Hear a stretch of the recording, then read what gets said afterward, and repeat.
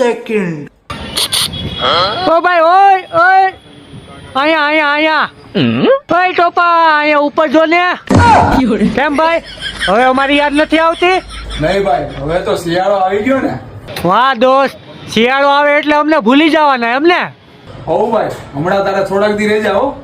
દિલ તોડીને દગો કરો પારખાને તે હગો કર્યો क्या देखना पड़ रहा જિંદગી है? મારી अच्छा है मैं अंधा કરી हूँ. તે રમણ ભમણ.